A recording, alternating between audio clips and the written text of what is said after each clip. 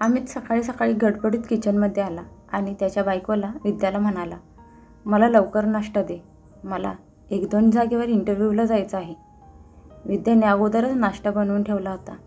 तिने पटकन तिच्या नवऱ्याला नाश्ता दिला. नाश्ता करून अमित घरातून निघून गेला. तिची सासू टोमणा मारत तिला म्हणाली, तू तर तुझ्या नवऱ्याला सकाळी पटकन नाश्ता दिला जसा तो हजारो रुपये कमवून आणणार आहे, आणि माझा धाकटा मुलगा कधीपासून उपाशी आहे त्याला तर तू विचारलंसुद्धा नाहीस. विद्या शांत उभी राहिली. बोलायला ती बोलू शकली असती की माझा तीर तरी कुठे कमवून आणतो, तो पण दिवसभर गावभर नुसत्या उनाडक्या करत फिरत असतो. पण ती काही बोलली नाही आणि शांतपणे सगळ्यांना नाश्ता द्यायला लागली. काहीतरी बोलून सकाळी सकाळी घरात तमाशा उभा करायचा नव्हता. आणि तसेही तिच्या नवऱ्याची नोकरी गेली होती. तिची सासू तिला सारखी टोमणी मारत होती की जेव्हापासून तू या घरात आली आहेस तेव्हापासून एकही गोष्ट चांगली झाली नाही, उलट सगळंच वाईट होत आहे. कसली बाई आहेस तू? तुझे पाय माझ्या मुलाच्या आयुष्यात पडताच त्याची नोकरी गेली. विद्येच्या लग्नाला 1.5 महिना झाला होता. त्यामुळे ती तिच्या सासूला उलट उत्तर देत नव्हती आणि मनातल्या मनात तडफडत राहत होती. तिला तर आजकाल असं वाटत होतं की तिच्यासोबत धोका झाला आहे. लग्न ठरवताना तिच्या सासरच्या लोकांनी सांगितलं होतं की तिच्या नवऱ्याची परमनंट नोकरी आहे. पण लग्नानंतर तिला समजलं की त्याचं तर ट्रेनिंग चालू होतं आणि त्याला कामावरून पण काढून टाकलं होतं. अमित खूप टेन्शनमध्ये होता. तो नवीन नोकरी शोधायचा प्रयत्न करत होता. विद्या तिच्या नवऱ्याला काही बोलली नाही, कारण तिला तिच्या नवऱ्याला अजून जास्त टेन्शन द्यायचं नव्हतं. तिच्या नवऱ्याचा स्वभाव खूप प्रेमळ आणि शांत होता आणि ती त्याच्यावर खूप प्रेम करत होती. त्यामुळे ती या छोट्याशा खोटं बोलण्याला नजरअंदाज करण्याचा प्रयत्न करत होती आणि विचार करत होती की आज ना उद्या त्यांना नवीन नोकरी मिळणारच आहे. मी उगाचच त्यांना उलटसुलट बोलून माझं नातं का खराब करून घेऊ. पण जेव्हापासून अमितची नोकरी गेली होती तेव्हापासून घरचा सगळा खर्च तिचे सासरे उचलत होते. त्यामुळे तिची सासू प्रत्येक छोट्या छोट्या गोष्टीवरून तिला सुनावत असायची की तू तर तुझ्या सासऱ्याच्या कमाईवर ऐश करत आहेस. जसं की कालचीच गोष्ट घ्या. विद्या कपडे धुवत होती आणि बादलीत पावडरचं पाणी शिल्लक राहिलं होतं. तिच्या सासूने बघितलं आणि ती जोरात ओरडत म्हणाली की एवढी पावडर का वापरलीस? कपड्याची पावडर काय फुकट येते का? विद्या प्रत्येक काम करताना घाबरत असायची की माहीत नाही तिची सासू कधी कुठल्या कामासाठी ऐकवायला लागेल की घरचा सगळा खर्च तिचे सासरे उचलत आहेत. आणि तसंही तिला पण खूप लाज वाटत होती. पण ती या गोष्टीत करू तरी काय शकत होती. तरी पण एकदा हळू आवाजात ती तिच्या सासूला म्हणाली की आई, जर घराचा खर्च चालवायला एवढा प्रॉब्लेम होत आहे तर मी कधी छोटी नोकरी करू शकते का? माझ्याजवळ पण डिग्री तर आहे ना. तिची सासू तिला म्हणाली, तू नोकरी करायला गेली तर लोक काय म्हणतील की लग्नानंतर तुझ्या नवऱ्याने नोकरी सोडून नोकरीपासून संन्यास घेतला आहे आणि घरात बसून बायकोच्या कमाईवर ऐश करत आहे. त्यामुळे तुला नोकरी करून आमचं नाक कापायची गरज नाही. तू या घरची सून आहेस, त्यामुळे या घरची इज्जत वाचवणं तुझं कर्तव्य आहे. जर अमितची नोकरी गेली नसती तर गोष्ट वेगळी होती. तेव्हा आम्ही पण मान वर करून म्हणालो असतो की आम्ही सुनेला पूर्ण आझादी दिली आहे, ती तिची स्वप्न पूर्ण करत आहे. पण अशा वेळेस जेव्हा तुझ्या नवऱ्याची नोकरी गेली आहे तेव्हा तुला नोकरी करायची परवानगी देऊन आम्हाला आमचं नाक कापून घ्यायचं नाही. हे ऐकून विद्या गप्प झाली आणि त्यावेळीची वाट बघायला लागली जेव्हा तिच्या नवऱ्याला नोकरी मिळेल. एक दिवस असंच तिने मावाचा शिरा बनवला होता. तिच्या सासऱ्याची फरमाईश होती की शिरा बनवताना त्यात खूप सारे ड्रायफ्रूट्स घालावेत. जेव्हा तिने माव्याचा शिरा ड्रायफ्रूट घालून छान सजवला आणि तिच्या सासऱ्यांच्या समोर नेऊन ठेवला तर तिची सासू रागात म्हणाली, अगं, एवढे सारे ड्रायफ्रूट घालायला कोणी सांगितलं होतं तुला? तुला तर नुसतं फुकट चवदळायची सवय लागली आहे. स्वतःचा नवरा कमवत असता तर समजलं असतं तुला. या गोष्टीवर तिचे सासरे गोविंदराव म्हणाले, अहो मालकीनबाई, मी सांगितलं होतं सुनबाईला शिरा करताना खूप सारे ड्रायफ्रूट घालायला. आणि हे काय तू प्रत्येक वेळी कमाईची माळ जपत असतेस? हे अजिबात बरोबर नाही. शिरा बनवला आहे तर तोंड गोड कर ना. दुसऱ्यांचं तोंड कडू का करत असतेस तू? त्यावेळी नवऱ्याच्या बोलण्याने त्या गप्प बसल्या. पण त्या जेव्हा एकट्या असायच्या तेव्हा सुनेला टोमणी मारत असायच्या. एक दिवस असाच विद्या तिचं जेवणाचं ताट करून घेऊन आली. तिची सासू अगोदरच बसून जेवण करत होती.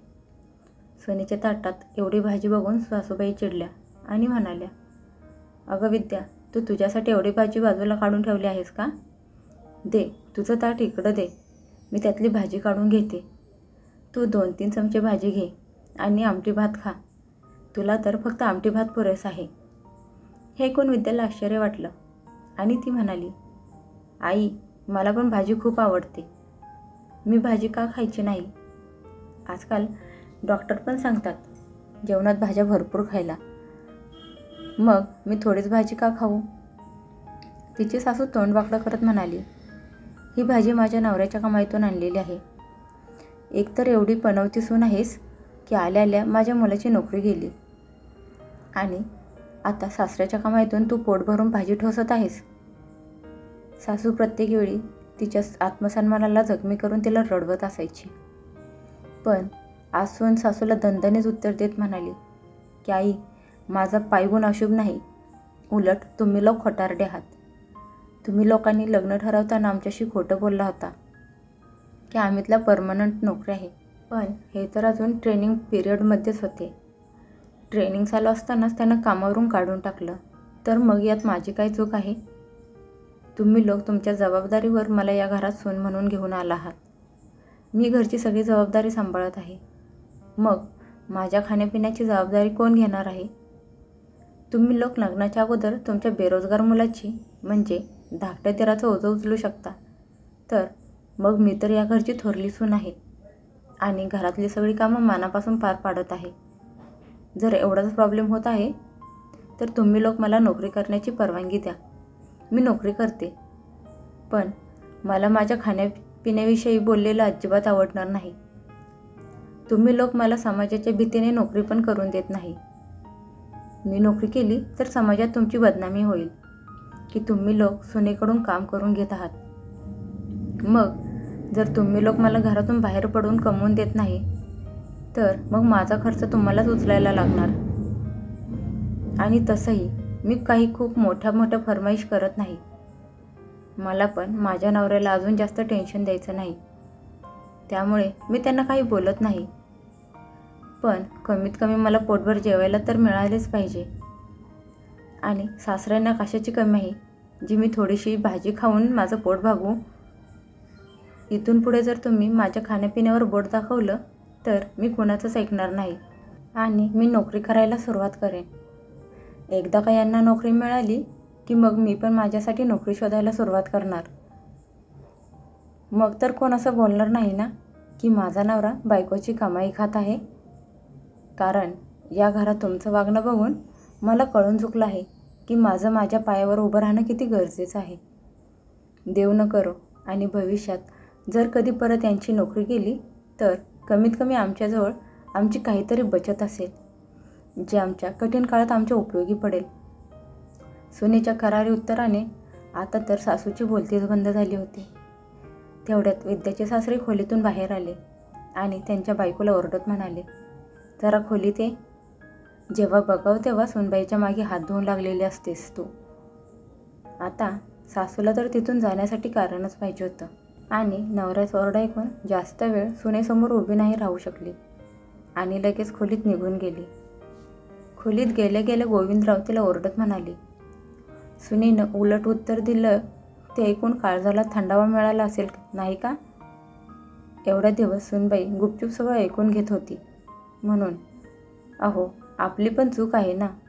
मुलाचं लग्न करण्यासाठी आपण हे सत्य लपवलं की त्याला अजून परमनंट नोकरी मिळाली नाही. तरी पण सुनबाई अजूनपर्यंत कुणालाच काहीच सांगितलं नाही. ती गुपचूप तिच्या नवऱ्याची साथ देत आहे. आज नाही तर उद्या अमितला नोकरी मिळणार आहे. तोपर्यंत घरचा खर्च उचलायला मी आहे ना. मला एवढा चांगला पगार मिळत आहे की मी पूर्ण घराचा खर्च एकटा आरामात उचलू शकतो. मग तू सोनबाईला खाण्यापिण्यापासून का थांबवत आहेस? आपली वेळ विसरलीस का तू? एक वेळ अशी होती की माझी पण नोकरी गेली होती. तेव्हा मोठ्या दादाने कितीतरी महिने आपल्या पूर्ण कुटुंबाला सांभाळलं होतं. तेव्हा तर तुला काही अडचण नव्हती. मग आज तू प्रत्येक वेळी सुनेच्या आत्मसन्मानाला जखमी का करत असतेस? तिला पनवती म्हणत असतेस. मग तू पण पनवती होतीस का? कारण आपल्या लग्नानंतर माझी पण नोकरी गेली होती. आता तर सासूची पूर्ण बोलतीच बंद झाली होती. ती खाली मान घालून बाथरूमला जाण्याच्या निमित्ताने तिथून निघून गेली होती. पण त्या दिवशी त्यांनी त्यांचे कान पकडले होते की इथून पुढे त्या त्यांच्या सुनेला काहीच चुकीचं बोलणार नाहीत.